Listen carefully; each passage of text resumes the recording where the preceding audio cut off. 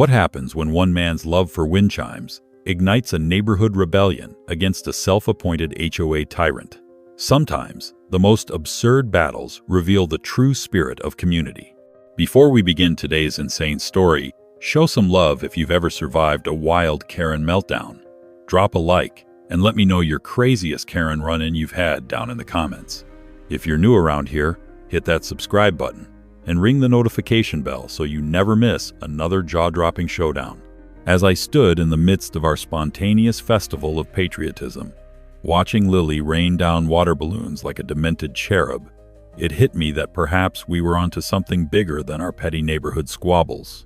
I cast my gaze around. Phil's feather boa was an ingredient in this absurdity cocktail. The retirees were twirling as if auditioning for Dancing with the Stars, and even the kids had staged impromptu performances that would have made Broadway envious. This was not just a rally against Karen, it was a celebration of life, where joy trumped strict regulations and conformity crumbled under the weight of exuberance. My heart swelled with pride as we built a makeshift community out of laughter, layering colorful expressions atop the barren landscapes of Karen's uptight bureaucracy. Amidst the gathering ruckus, I caught sight of Karen, her clipboard trembling, face flushed with the colors of outrage and embarrassment. It was a rare cocktail that made her look almost human for a fleeting moment, a spectacle worth documenting. "This is not how a neighborhood operates," she huffed, waving her clipboard like some kind of misfit sword in the battle of HOA law. Camaraderie and fun do not belong in an HOA. The crowd erupted into a blend of snickers and gasps, as if we collectively realized the absurdity behind her declarations. Part of me could almost sympathize with her plight. Navigating the chaos when rules were being trampled like fallen leaves must have felt like a nightmare, but the other part couldn't help but relish the unease written across her face like a trending meme. And oh, the look on her face as she found herself cornered by a giggle fest of chaos while attempting to maintain a facade of dignity. That stiff jaw of hers was no match for the tidal wave of camaraderie sweeping across the street. I threw up my arms in mock surrender once more. "Karen," I hollered, "aren't you just a little curious about what all this fuss is about?" The crowd raised their glasses, chanting her name in rhythm, and she hesitated, a tantalizing moment where the tide could shift. Would she break free from the shackles of her clipboard and join our joyous revolution? Or would she retreat back to the prison of her perfectly manicured lawn, confined to a life that could be best described as a self-imposed monument of misery? Just then, I remembered something I had tucked away in my back pocket during this extravagant display of unity. With an exaggerated bow, I produced a small boombox from my yard, the kind that looked like it belonged at a dance-off in a retro movie. "Now's the time, dear neighbors, for our anthem of rebellion," I declared, slapping the play button. As the notes of Born to be Wild blasted into the evening air, it felt as if the world synchronized into a divine dance of freedom and mischief. The melody ignited a creative spark in everyone. The chaos turned into choreographed moves on the spot. Even the children began to lead what I could only describe as unsanctioned interpretive dances, flailing about like beach balls caught in a windstorm. It was absolutely ridiculous, and precisely what we needed. Amongst the hilarity, I caught a glimpse of Rachel from down the street, the shy woman who usually ducked away whenever the HOA meetings loomed. Now she was front and center, tossing her arms in the air and swaying like a wind-blown daisy. If there was ever a moment for her to embrace who she genuinely was, this was it. I noticed the lifelessness vanishing from the neighborhood. Genuinely, I had never seen so many smiles, so many happy faces in my life. And here was Karen, still grappling with beliefs that no longer served anyone but herself, feeling utterly outclassed by this tide of joy that surged around her, making her hold on that clipboard seem almost tragic. "And what about you, Karen?" I called out again, my voice woven with humor and a hint of mischief. "What's stopping you from joining this wild kingdom?" Laughter erupted, morphing into furtive whispers of hope that perhaps she might step outside her rigid throne of regulation. Would the mighty clipboard chieftain finally yield to the allure of freedom? The neighborhood was collectively holding its breath. It was a moment I dared to believe could change everything. The tension was electric. Then, in an unpredictable twist, I witnessed a crack in her polished demeanor. Karen took a step forward, her hazel eyes narrowing as she fought her instinct to build walls rather than bridges. "You're all a bunch of lunatics," she exclaimed, half amused, half infuriated. I could hardly believe my ears. This was as close to a compliment as she could muster. A wild soundtrack layered over comedy in real time. I could hardly contain my excitement. "Welcome to the party, Karen," I yelled back over the booming music. "Your porcelain elite world isn't as fun as you thought now, is it?" And lo and behold, the unthinkable happened. Just as muses often bless those who least deserve it, Karen appeared to be cracking a smile. It was barely a flicker, but it was there. The laughter surged, cementing the idea that for the first time the stone-faced embodiment of neighborhood compliance was actually considering joining us in revelry. The balloon showering and impromptu ballet only encouraged her further. The flags flapped rhythmically, shedding light on the fact that perhaps freedom from conformity wasn't just for a select few. It could, in fact, liberate even the most vaunted enforcers of propriety. In that strangely beautiful, chaotic moment, I felt hope twirling with laughter, and the absurdity of it all became crystal clear.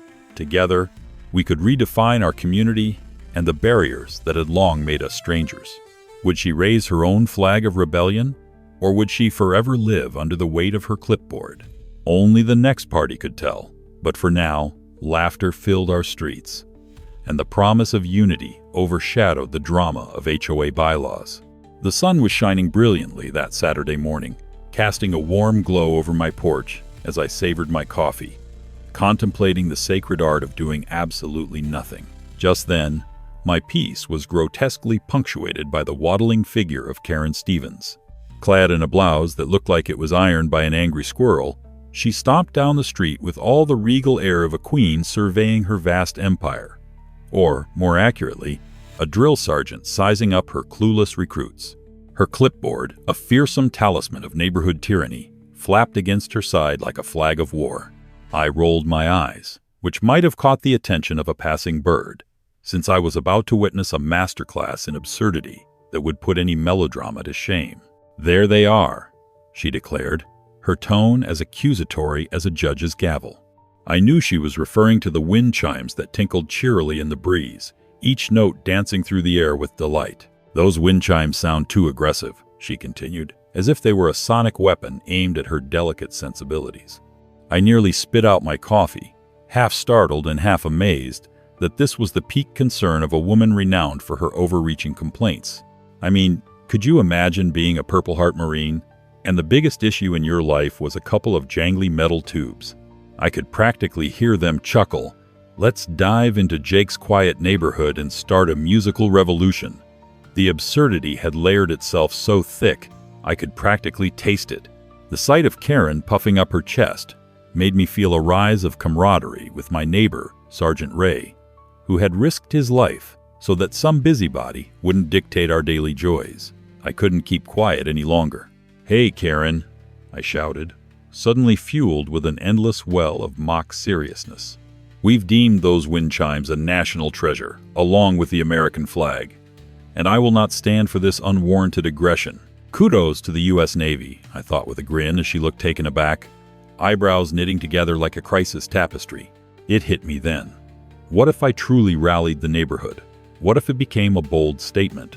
One caffeinated idea led to another, and our campaign turned into something far more extravagant than mere wind chimes. My delight surged as I contacted my neighbor and creative ally, Lily. I could practically hear her chuckle through the phone as I pitched the idea. Picture this: a 200-flag memorial wall, not just for our brave veterans, but as a colorful shout-out to our collective sanity. I could hear Lily practically cackling in delight on the other end, her creative juices surging. "But Jake," she wheezed, "what if we made it interactive? Like a scavenger hunt where people have to find little tributes among the flags, maybe even hidden messages to light up the absurdity." The thrill of ridiculous creativity unfolded before us like a piñata bursting at the seams. So began our preparations. The following day, armed with an inconspicuous amount of colorful flags purchased from a discount store, judging by sales records, small flags were perhaps one of the last commodities people were hoarding. I enlisted the help of my other neighbors. Thanks to social media, the word spread faster than I gave it credit for, and soon enough, I had practically organized a flash mob of flag wavers ready to transform our block into a colorful homage to freedom. Perhaps some folks might even view it as a moment of sheer comedic brilliance. Either way, Karen would have to contend with something far grander than mean-spirited wind chime complaints. As the day arrived and we gathered our supplies, I stood back and admired the growing spectacle. With every flag planted, I felt a rush of humor mixed with camaraderie, united under the banner of good-natured rebellion. Laughing children ran around, and neighborhood dogs playfully tugged on leashes, unsure of the sudden influx of color and excitement. Just then, Karen strolled by again, and I faced her with a half-smirk, half-sincere look. "Looks like the wind chimes inspired a whole symphony of patriotism, huh?" I winked, already anticipating her inevitable blow-up. She squinted at us, confusion raging across her features. A mix of disbelief and horror that anyone could dare persist in infringing upon her idea of neighborhood serenity. And as she stood there, mouth agape like an unhinged door, I couldn't help but think this was a historic moment, one neighborhood's glorious stand against the ridiculous. There we were, our joyous wall of flags dancing gaily in the breeze, while Karen's goodwill harbored an atmosphere so stuffy it could suffocate a small army. Little did I know, however, Karen had a few tricks up her sleeve too. Would our festive display be enough to silence her reign of terror?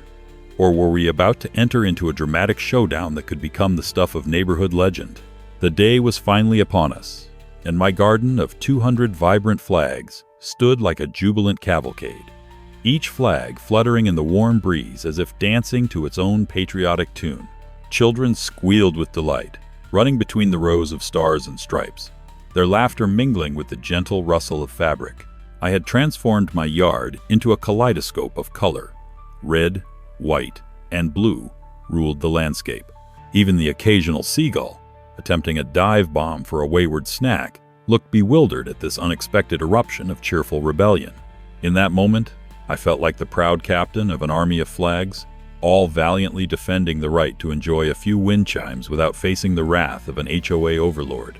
Lily had even taken it a step further, sketching out whimsical little scavenger hunt cards that we attached to strategically chosen flags. With hints written in crazy fonts and sprinkled with doodles, those cards transformed the memorial wall into an interactive playground for the neighbors.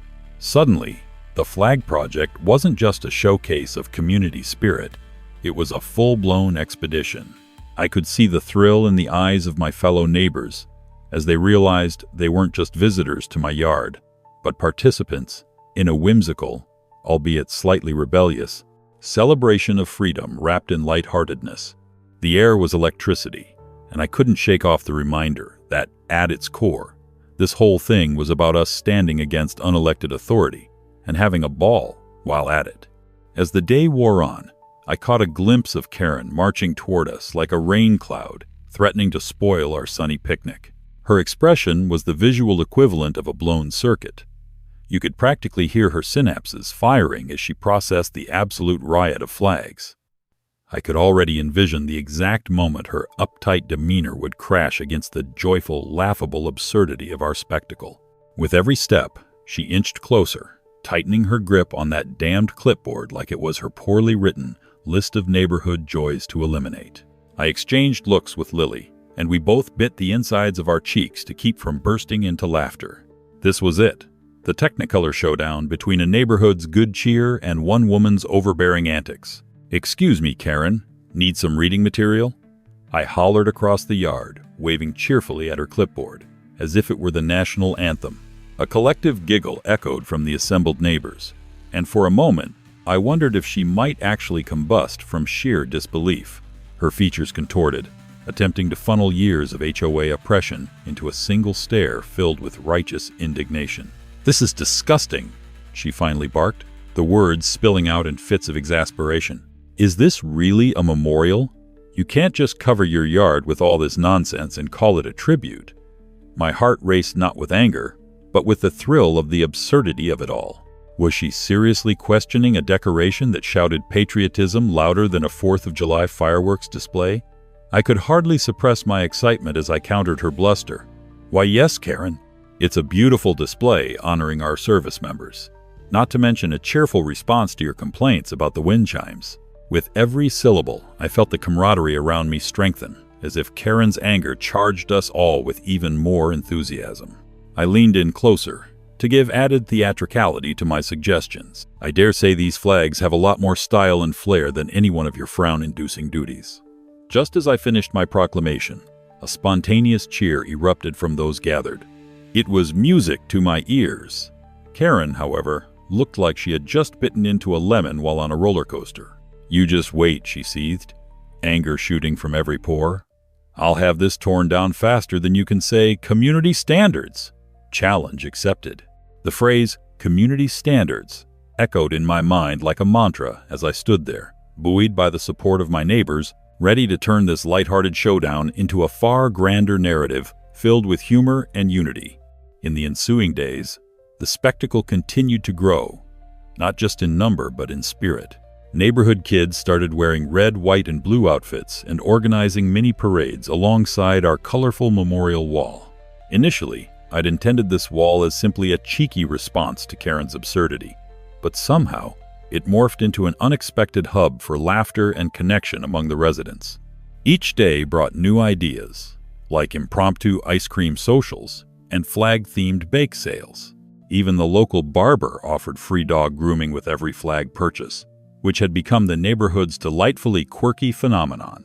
Before I knew it, our festive project spiraled into a movement, a full-blown celebration of freedom, community, and yes, even a spine-tingling roast of Karen's entitlement.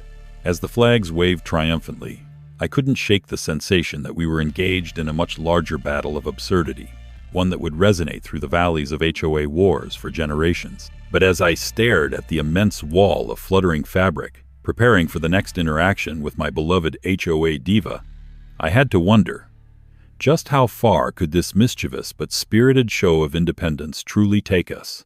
The days morphed into a whirlwind of laughter and shenanigans as the flags became a beacon of unity in our neighborhood.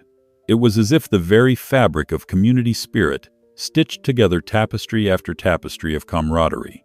I found myself in the middle of an impromptu flag-themed talent show one Saturday afternoon, hosted by none other than Lily, who somehow convinced the kids to strut their stuff among the waving banners.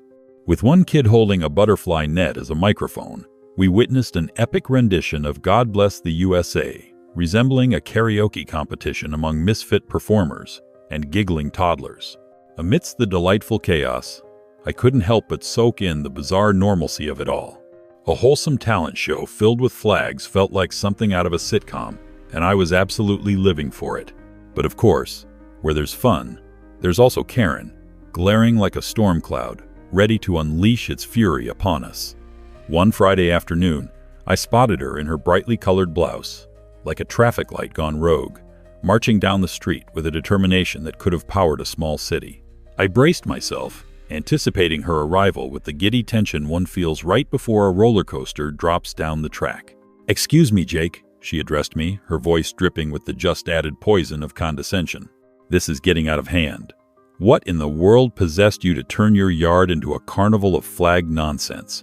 Oh, Karen, bless your heart. The absurdity and chutzpah."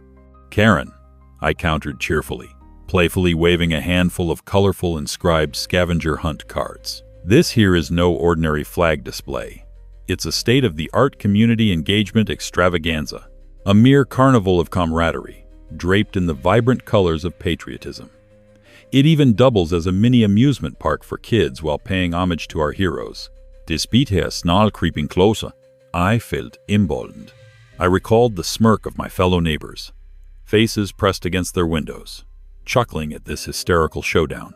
The flicker in her eyes told me I was getting under her skin in the most entertaining way possible. Ignoring her protests, I challenged her to partake in the festivities as if I were some comedic conspirator unfurling the banner of absurdity. "Join us, Karen. Us underprivileged souls need something to entertain ourselves, while you, dear gatekeeper of the HOA universe, spend your days battling wind chimes and botanical mischief. Are you really going to rob these kids of their joy? Look at them. I gestured toward the swarm of laughing children circling a flagpole adorned with glittery stars. The mere sight of it made me feel like a United Nations envoy pleading for peace. To her horror, a few neighbors peeked out from behind doors, clapping enthusiastically at my wild pitch.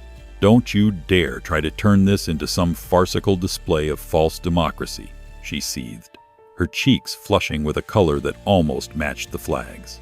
"Your little memorial strikes me as nothing more than a disgrace to our neighborhood's quality." I stifled an incredulous laugh. Oh, how predictable. Not wanting to miss a beat, I held up a hand as if trying to soothe a wild beast. "Oh, but Karen, the only thing disgraceful around here is that frown you keep practicing. I'm here to level up the fun while you cling to your dreary lists of regulations. Join the fun? Lead a parade, maybe? Or just smile? Can you even remember how?" Dramatic yet riveting, her face turned into a canvas of muted shadows, and bright red as her mouth opened and closed like a fish out of water, struggling to respond yet trapped in disbelief. "You can't just flout HOA rules," she finally managed, visibly attempting to muster a scathing retort.